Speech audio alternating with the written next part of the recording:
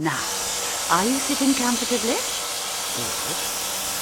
Then we'll begin. I've had this board for a few years now. I've been wondering what I should do with it. The biggest issue is it's seasoned, not kiln dried. But me being me, I thought, sod it. It's been well over 7 years that I wanted to make myself a TV cabinet. I thought it was a risk worth taking, really. So, it should be good, I hope. This board is way too wide for my planer. It's English elm, a little bit softer than oak, a bit rough on the side. I've had worse, mind you. Usually starting with the letter N, Melanie, Magda, Michelle. N was a good upgrade though. This will help with the orientation of the board and also tells me how to match the faces back later.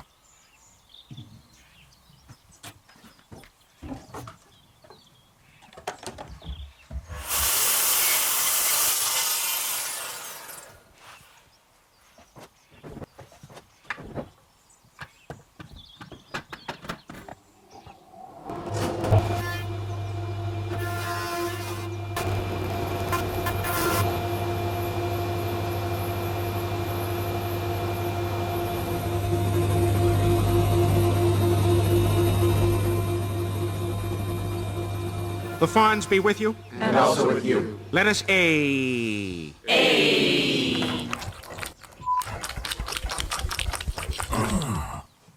I'm not a big fan of this gear. The fumes that come off are well out of order, so I don't recommend it. These little sticks of joy can be a lifesaver too. They're epoxy, coloured epoxy putty. Mix and stick down hard in minutes, much like me at this time in my life. This is my first rodeo with them, so let's see. I've used them on things like my car exhaust, to fill up a hole to keep me through an MOT or whatever. I can tell you it's better to wear gloves mixing it through though. I also like that they don't come in any gash colours like blue or green. Best to complement the wood than throw a kryptonite looking resin at it, in my opinion.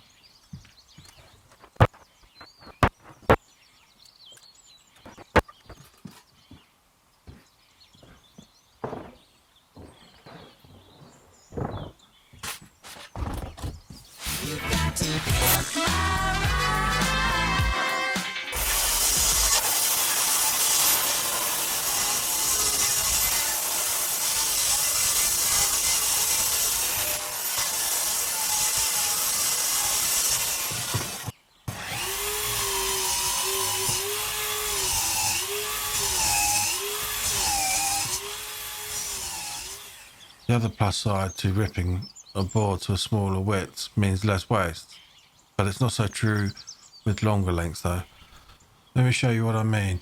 The shorter the board length wise and width wise, you will yield more from a board like this. You will have a lot less waste. If I could plane the whole width of this board on a planer, I'd end up with something like 17 mil. My planer can only do 300 mil wide boards. So if I rip the boards down to smaller widths, say rip it down at this high spot, I'll have much thicker boards that, albeit more work gluing them back together. You could argue, well, what about the girth of the blade? Let's just worry about girth, fellas.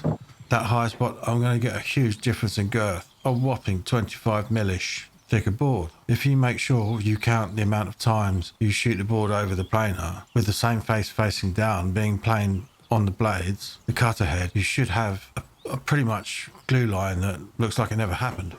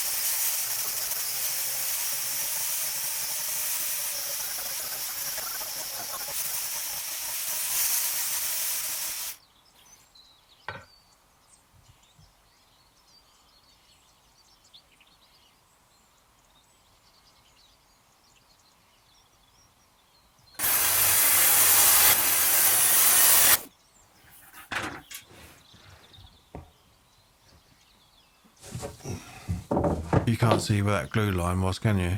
You really have to look for it. I mean, I call that a 1 footer. I mean, you have to be closer than a foot to actually see that glue line.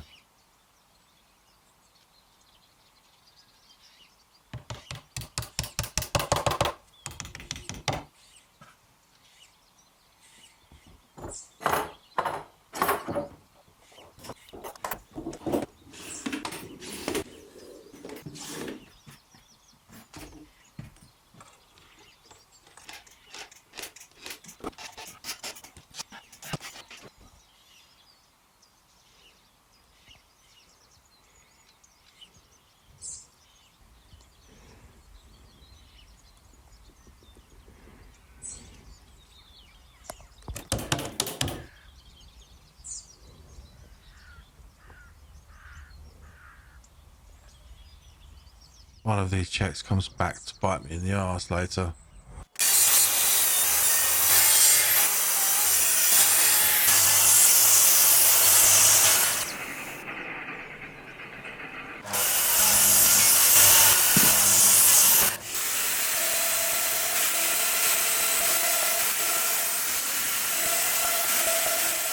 This went wrong so many times, as you can see. It drove me nuts trying to figure out what was wrong to get that miter perfect. Yeah, that check. When I was sending the joint together, it sent the check from one end of the board to the other.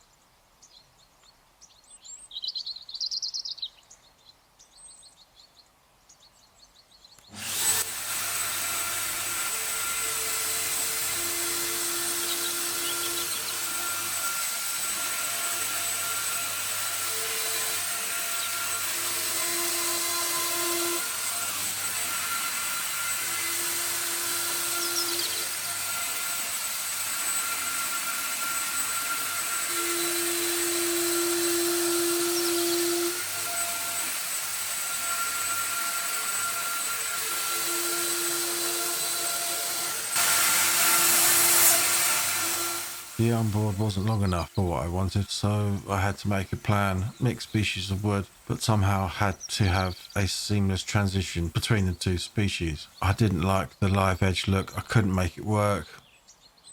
I tried a wire brush method for the texture, wasn't overly keen with that. Then everyone's favourite, fire and a wire brush.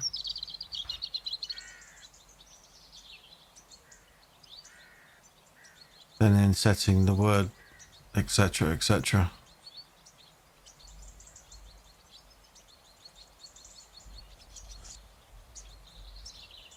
But I couldn't decide. Nothing was making my nuts tighten. So if you like the cut of my jib, please like and subscribe. Share if you're really feeling kinky. And we'll see each other again. Be lucky.